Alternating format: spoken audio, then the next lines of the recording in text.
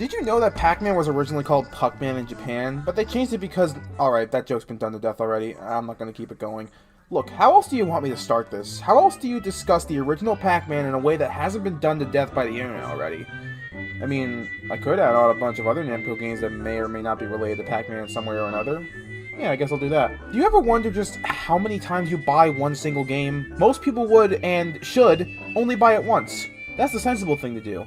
And you see, I am not sensible. Do I look like someone who knows what they're doing with their life? Well, I do know one thing. I've given this fucking Tic Tac gobbler too much of my money, and I never even got as much of a thank you. What do you think about that, huh? Sorry if I hurt your pride and your head.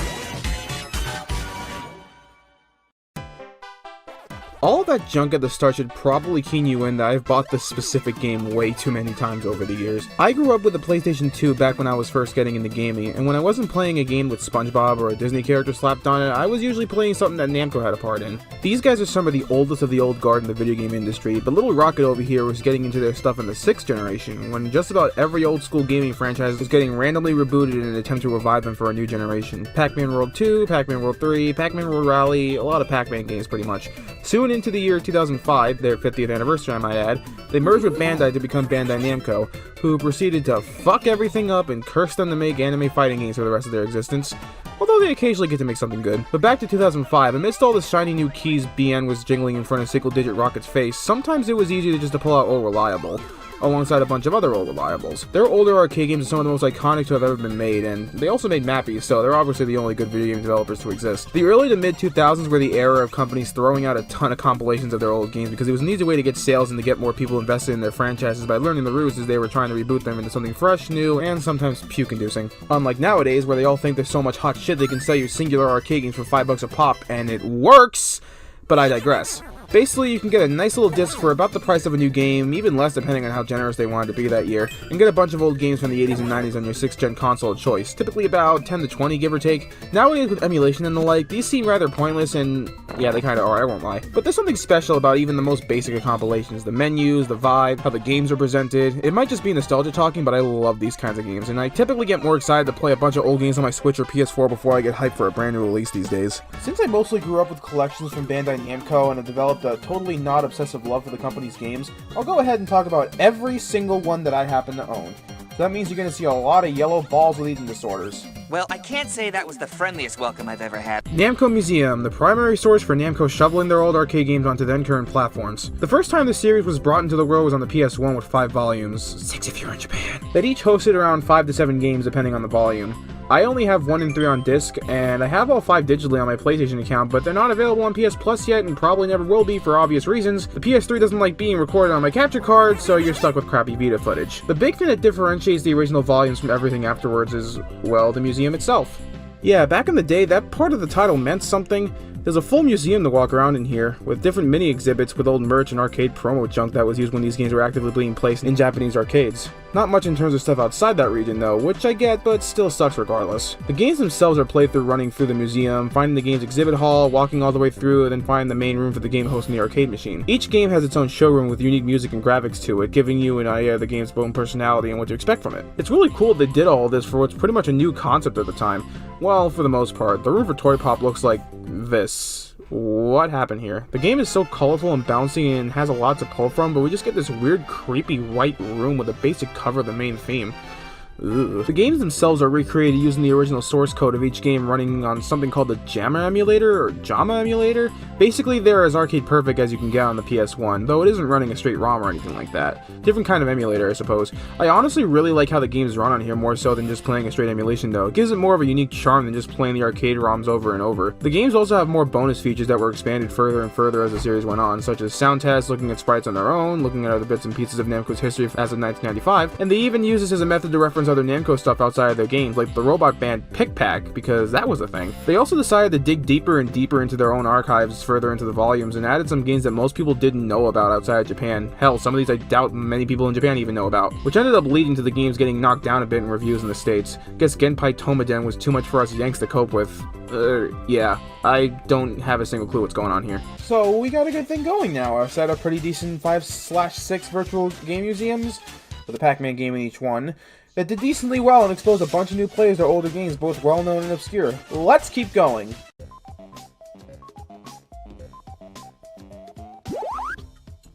What?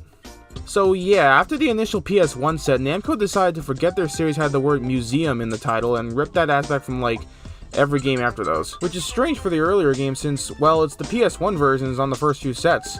Namco Museum 64 is just half of volumes 1 and 3 spliced together. Pac-Man, Ms. Pac-Man, Galaga, Galaxian, Dig Dug, Pole Position, and that's it, with a bare-bones menu and nothing else. I'd argue that this could have easily been a hardware imitation on the 64's part, but the Dreamcast got the exact same thing, and that's just a PS1 that drank a whole Mountain Dew. On the bright side, the options were made more easy to figure out, rather than this weird dip switch nonsense in the PS1 games, and they even kept in the tape section. Cute. I'm sure this got the job done, but damn, must have felt kinda sour for non-PS1 owners to get such a basic package when the Sony ponies of the 90s got 5 museum tours to play with. Most of the early non-PS1 stuff was made by Mass Media, a relatively small developer at the time who I can only assume were chosen because Namco just wanted to make some quick money on a bunch of old arcade games, and they were probably cheap. They made one more version of the 64/Dreamcast version of the game, making this a trilogy I suppose, and had it be a launch title for the GBA, which, yeah, quick money it did alright. I'd probably say that this is the best of the three of them though, since it doesn't feel as pointless. The games were recreated to work properly on the GBA rather than a PS1 adjacent console, so they feel more unique in that regard. Screen crunch ahoy, of course, but I wouldn't say it's that terrible. I've seen far worse. This Pac-Man even has multiple gameplay options to make up for this too. One mode has you scroll up and down with the sprites properly scaled, and the other tries to squish the entire damn maze onto the GBA, and no! The original Pac-Man is missing from this version, which means it doesn't count towards my list, but there is another compilation they made shortly after this called Pac-Man Collection. I guess the divorce happened earlier than we thought. The best way I can describe this is that it's kinda Namco Museum GBA 2, but with 4 different Pac-Man spin-offs. The first, but not only time Pac-Man got his own specific collection all to himself. I question the choice to squish Pac-Mania so damn tight on this thing, but whatever. Everything else plays as well as you'd expect, just with a little bit of that GBA crust. Just listen to it.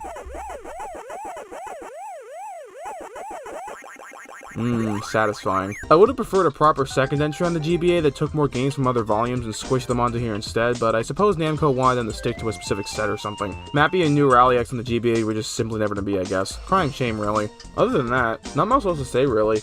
Basic GBA compilations from the first year the system came out. Speaks for itself. Mass Media had one more trick up their sleeves though. Well, okay, I guess 3. Namco Museum on the PS2, Xbox, and GameCube. Basically just Namco Museum 64 again, but wait, this one has a twist. There are these arrangements. Ooh, fancy. They're weird remake sequels that were a part of a compilation arcade cabinet back in the 90s called Namco Classics Collection that was released in 2 volumes.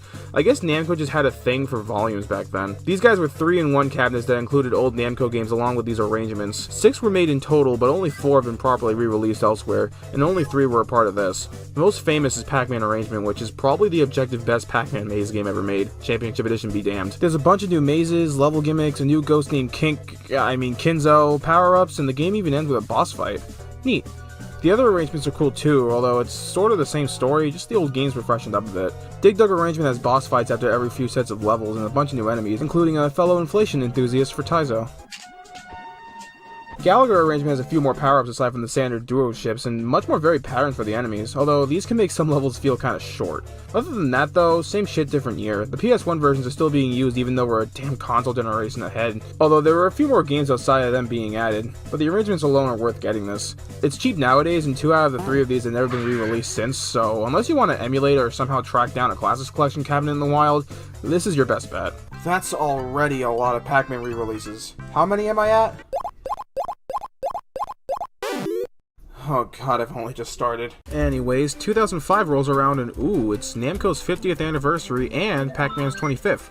And when they're not having Pac make out-of-place sex jokes in a bad 2000s combat platformer, they've just released another Namco Museum compilation. Speaking of sex, here's the menu for 50th anniversary. God, look at this thing. Even though it isn't the original cabinet designs, I still adore the design of the room itself. The big Namco logo light at the top with the Pac-Man token, and the games themselves are in a big perfect circle that you spin around, and the unlocks have pieces of paper taped to them with the out of order sign written on them. Ugh, I love it. In terms of the games themselves, we have actual ROM emulation this time around, the series first. Probably because it was handled by Digital Eclipse, who thankfully know what they're doing, even today. Oh, yes, my precious. Back in the older Namco Museum, you can unlock some games by getting high scores in some of the others. Same deal here, but instead of Pack Attack, we have the best Galaxian game instead. And no, I will not debate this. Solid compilation overall, if not a bit bare. Has some more advanced options if you're dealing with the actual ROMs now. Never really understood this difficulty option though, and why the fuck does Mappy go up to 8? Outside of the menu, it really doesn't have much going for it. Not much of a big anniversary celebration you'd think. There's a lot of baffling omissions too. Rally X without new Rally X, none of the Namco developed Pac-Man sequels, Tower Draga, Motos, and why the hell did Dragon Spirit get picked over those? It's nice that some of the games from Encore came to a release that wasn't Japan exclusive. Hell, it didn't even get a normal release in Japan. They got something much cooler, assholes. Plus, Galaga 88 was never in older volumes anyway, so it was a whole new game available here. But for the 16 games on offer here, it leaves a lot to be desired. It's somehow basic and strange at the same time. Don't know how you pulled that off, but congrats, I suppose. What's even more strange is that this game got a goddamn GBA release that tried emulating the arcade ROMs on GBA. I mean, it works? There's only 5 of the console versions, 16 here, and they were all in previous compilations sans Rally X. Why does this exist? Did the Matrix glitch or some shit? This feels like something that shouldn't exist, and I don't like it. Alright, enough of me being overly critical about a 15-year-old game compilation. I need to talk about a 15-year-old console instead. Xbox Live Arcade was a pretty major aspect of the 360. Digital downloads of games, let alone fully digital exclusive games you could only get by downloading them on the internet, was still a relatively new thing for console gamers. A lot of the early days of XBLA were spent on making sequels to classic arcade franchises or just flat re-releasing old arcade games onto the platform, on their own, for $5 each. Well, at least it's not 8. Namco was one of the ones on board early on when their involvement birthed games like Pac-Man Championship Edition and Galaga Legions, which were Xbox Live Arcade exclusives for a good few years. I'd say Pac-Man was sort of a mascot for XBLA early on since they plastered Championship Edition everywhere back then. He had to regain his relevance somehow, I suppose. Games like Miss Pac-Man, New Rally X, and ZVS also received standalone re-releases, although some of them seem to be delisted these days. They had achievements put in place along with different screen settings, borders, cute menus with their own sound effects, and level selects. While I didn't buy the XBLA version of Pac-Man on its own, thankfully, I do own it, just on a disc with a bunch of other games. Namco Museum Virtual Arcade collects all of the then-released XBLA games Namco released over the past 3 years and puts them in one package, on top of, holy shit, 22 extras? Y'all could have released this shit on its own with the fancy menus and stuff, but wow, that's honestly insane for 2009. The XBLA games are practically untouched. They're literally the exact same things you just download off of the marketplace. While the stuff the game labels as museum games are a collection of more ROMs. No achievements, no level select, nothing like that, and the same menu for each game. At least they plop a PNG of the logo on the top of it. They still have nice looking boards like the XBLA arcade port, so at least it's got that bit going for it. Pretty standard for a collection like this and strangely lacking in the visuals, but the sheer amount of games here makes up for it. A lot of these are more obscure and hadn't been re-released that much during that time. And the newer arrangements from the PSP's Battle Collection are also here, aka the ones everyone loves to needlessly shit on for not being as good. While I personally don't mind them, the versions specifically on Virtual Arcade simply don't do them justice at all. And just like with the old arrangements, half of them are gone here too. Hell, 2 of them didn't even make it outside of Japan anyway, so fuck everyone else I suppose. We're not good enough for Moto's arrangement. Thanks, dicks. I talk about Battle Collection more, but I do not have a copy of it and I don't feel like modding my already finicky Vita to get a ROM going on my shit camera setup. Sorry. The only real standout of the newer arrangements I'd say is Pac-Man, and even then it doesn't hold a candle to the old one. The main issue is that it's piss easy. Now, personally, I suck at video games, so it makes a full playthrough less of a brain store, but as a result it can feel a bit mindless at times. Same goes for the other two, especially Galaga. It's honestly sad how easy it is when you compare it to literally any other Galaxian game. It feels like a cakewalk compared to the type of shit Gapless throws at you or something. Fuck! On top of that, the games just do not look good on here. They didn't really bother fixing up the textures from the original PSP version, so a lot of it is just blown up and gross. Look how crusty this is. I don't know, I didn't really enjoy myself enough to play through a whole game on Virtual Arcade, but I had no issue completing it and getting every mission on Pac-Man Museum Plus, so I'm just gonna go and blame the game. Unfortunately, due to reasons I think most people are fully aware of nowadays, Virtual Arcade was the last Namco Museum to have Mass Pac-Man on it. Every collection going forward, with like one exception, even that one had a catch, left the game out. We are officially in the divorce period. Wait, isn't that the same time I made that? With the Wii being as much of a money printer as it was back in 2007, of course a Namco Museum was to come out on it. So Remix dropped that year as a Wii exclusive, and it was the last original entry for 10 years straight. A few years later, an enhanced version of Remix called Megamix came out on the Wii. Why did they make this? Because the original Remix was fucking dumb. It left out games like Galaga, Rally X, and Motos when they were being used for the new games that were the main selling point of the collection. On top of that, it only had 9 arcade games. Yes, 9 in the year of the ancients, 2007. on the hot new video game device of the decade, and there was no Pac-Man. You know, the game that most people would assume would be in a compilation that's called Namco Museum and has Pac-Man on the goddamn cover multiple times. Yeah, Mega Mix fixed this. It also gave each game, except Cutie Q for some reason, a level select that adds levels as you clear them, since these were straight ports rather than a ROM, sort of like the XBLA versions, along with another remix game. Oh, yeah, that. The big feature of the game. Almost forgot. Well, there's a total of 6 on offer here. The main ones most people know about are Pac-and-Roll Remix and Pac-Moto, since they're the only ones that get properly re-released after this. You think this being a Wii game from earlier in its lifespan, it'd be super focused on motion controls and all that? Well, yes and no. The remix games require motion controls, but it's not exactly what I would call super intrusive. It's basic stuff like shaking the Wii remote for a speed boost or shooting a laser with the pointer, kinda just making a button command as the wagging of the Wii remote. You can even turn it off in one instance, which is a very good thing because otherwise I'd puke a house playing Rally X Remix otherwise. Yes, you heard me right, Rally X with goddamn tilt controls. It sounds like a dumpster fire and it works just as well as you'd expect. This is the era where publishers thought that shoving tilt controls on a kart racer would make it work perfectly, but you know, other racing games are on a 3D plane. Rally X is a flat maze. It doesn't work. Making Rally X bad should be a crime, and good lord does it feel like one. Not a great first impression. Thankfully, the rest of the games aren't nearly as bad. Galaga Remix is a standard rail shooter with a health bar. It's fine, and the music slaps, but again, not much to it. Pac-Motos is just motos, but you play as Pac-Man. That's literally it. I think the title is the only reason it got re-released later on. The only thing that stands out here are the bosses, which are apparently recycled from the motos arrangement from the Japan-exclusive second half of Battle Collection. Wait, what?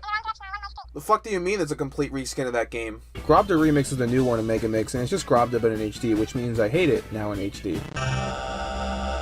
Then there's Gator Panic Remix, a digital remake of a physical arcade game where you smack alligators with a hammer. Probably the most fun of the bunch, even if it's short, but a bizarre pick nonetheless. I guess it was pretty popular in Japan or something, because unlike most of the other Namco museums, ironically enough, this was meant to be more catered to Japan and had a somewhat normal release under the name Namco Carnival. So I guess remaking a popular Japanese arcade machine for a game marketed in Japan is more of a fun minigame compilation rather than a nostalgia trap makes more sense. Pac-and-Roll Remix is the big one though, a full sort of remake of the DS game that came out 2 years earlier. You're transferring a touch-based platformer to a console with motion controls. Sounds like a mess. Thankfully, Bamco had some sort of mercy and didn't force people to waggle the Wii remote to move. Instead, you use the analog stick on the nunchuck to move, and you shake the Wii remote to dash so you can break stuff and clear gaps. That's about it, and while the game is fun, the controls can be a little frustrating. Pac constantly feels like he's on ice, and making precise moves can be a giant pain in the balls, especially with the game's level design having a lot of fall down and you have to backtrack type shit in it. Plus, the Ghost AI, I swear, just endlessly homes in on you, and they can climb up platforms in a game that doesn't have a jump. But besides that fun game, never played the original, and it appears the version on the Wii yanks a bunch of stuff like the storyline cutscenes, in which it was basically a backstory for how Pac and Miss Pac met when they were kids, as well as bringing over a new main bad guy.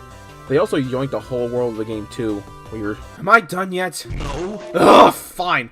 Well, as I said previously, Mega Mix was the last popular Namco Museum around for a decade, give or take. That doesn't mean Bamco pumped the brakes of re-releases, though. No. Speaking of which, what number am I at now? Trust me, this isn't the home stretch of this shit. So the 2010s roll around, and for Pac-Man's 30th anniversary, Namco decides they want to reinvent Pac-Man for the new era, giving him a cute little redesign that certainly won't be bastardized later on, and released a party game to kick off the rebrand. Nothing spectacular, it's a weird fusion of Mario Party and Monopoly, but it's a step above most other games in the genre, and it brought over some original characters to boot. They never showed up again outside of a long delisted mobile game that I wasn't even aware they were included in until recently. Oh wait, yeah, mobile is a thing. Might as well knock that out. There's been a few attempts to bring Pac-Man to the smartphone over the past decade, including an attempt at a mobile Namco Museum called Namco Arcade that actually had a pretty sick lineup. Even if you had to buy each game on its own, there were only 2 games at launch before more being added later. There were touch controls, it's been delisted for years, oops. Can't remember if I bought Pac-Man through this back in the day. I hope to God I didn't waste my money like that. But I do remember buying some of the games, since there was stuff that never got re-released back then that got it added over time. But it's not available anymore, so who cares? The version of Pac-Man available today went through a bunch of different incarnations over the last decade. Nowadays simply called Pac-Man, even though it started off as Pac-Man Plus tournaments. The tournament feature is still a thing, though I've never really participated in one myself. The game is free to play as you'd expect, but there's ads. I chose to pay to turn them off. Don't fucking judge me.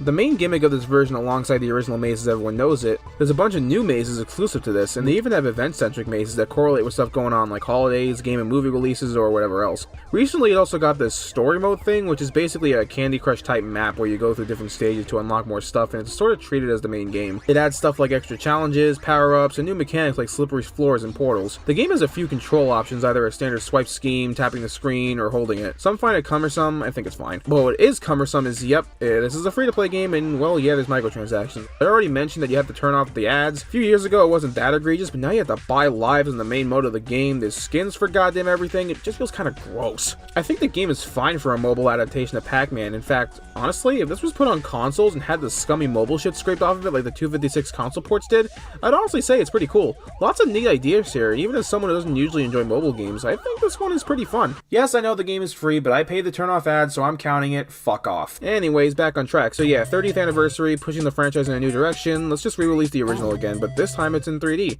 That's why it has Dimensions in the title. I have a soft spot for Pac-Man and Galaga Dimensions. It was my first 3DS game, it got me through my 11th birthday, and the soundtrack goes way too hard for a compilation game.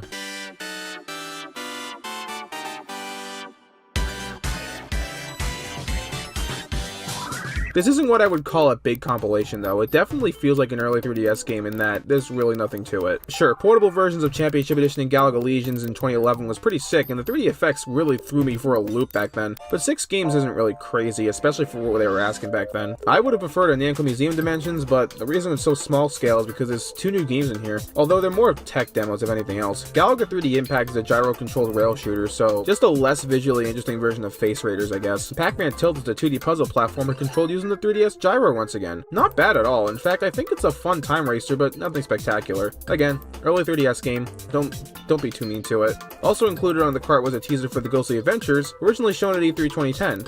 A neat bit of history, even if Ghostly Adventures makes me want to puke. Speaking of, we have Pac-Man Museum, the reason why the better compilation got stuck with a tumor at the end of its name. Like Namco Arcade, this also got delisted a while back.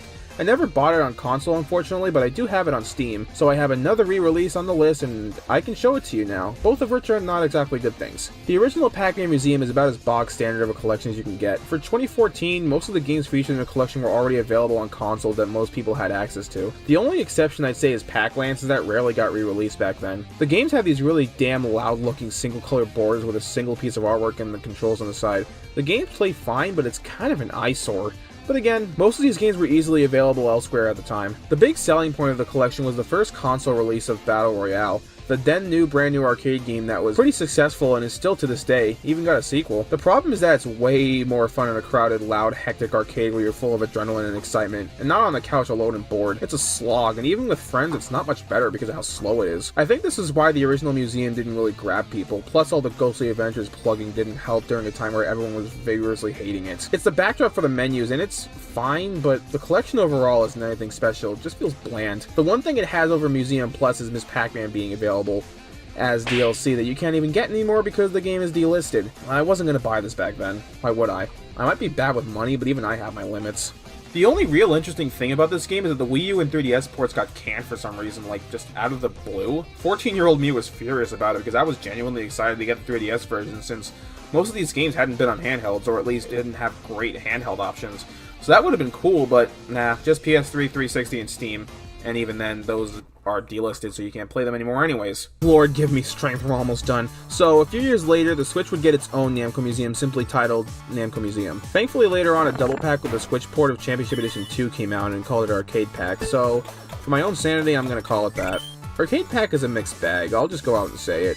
It has an interesting selection, that's for sure, with a bunch of games that have never been in a previous Namco Museum at all, including fucking Splatterhouse, okay damn. Along with that, there's a full remaster of Pac-Man Vs. here, which is honestly still kind of insane. They even released a special app so you don't have to buy the game multiple times to play it, and even added options for single screen play. That's honestly sick as fuck. Unfortunately, no online, which sucks, but it's more understandable than Battle Royale lacking it on console. My problem with Arcade Pack is how much it lacks. There's only 10 games if you don't count Versus, and as cool as one half of the selection is, the other half is just lame. You got the main 3 classic Namco games, Tower of Draga, Sky Kid, Rolling Thunder, and once again, the best Galaxian game, Galaga 88. But there's so much missing. No Mappy, neither of the Rally X's, no Xevious, in an era where these games really weren't getting re-released all that much. The PS4 and Xbox One still don't have a proper Namco Museum on them, and didn't back then either, so it's a bit bizarre that staples were just ignored here. And let me remind you that the game launched at $30.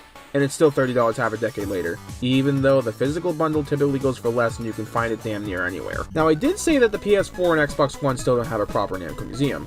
They do have a Namco Museum, but it's weird. Namco Museum Archives is a collection of NES games Namco developed back in the day. Say what you will about them, I'm kinda mixed on them myself. Some of them are alright, some of them are shit, and somehow the NES version of Galaxian is a better game than the arcade version. The reason I don't classify it as a proper installment is because, well, it isn't. It was originally released in Japan for the Switch as Namcot Collection, and focused on compiling a bunch of stuff developed by Namcot, Namco's console development name, along with Game Freak and Atlas, but Namco published them, so I guess they count. The games themselves play beautifully as, well, it was handled by M2, the undisputed official emulation kings. And not only that, each volume got a newly developed NES game to boot. Volume 2 got a port of Gaplets, which is neat, but Volume 1, ooh boy, Volume 1 got an NES port of Pac-Man Championship Edition, and it is the single best Pac-Man game ever fucking made. I'm dead serious. CENES feels like bliss. Compared to every other Maze game, it feels so damn good. I don't know how the hell you take a 360 game and make it better on dinosaur hardware, but hey, sometimes miracles happen. Besides that though, it's a bunch of mixed bag NES games for a combined $40.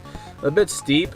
I'd argue Volume 1 is worth it alone for CENES, but I don't know if most people would agree on that. If anything, I'd say your best bet is to get it on sale. It goes on sale for cheap pretty often.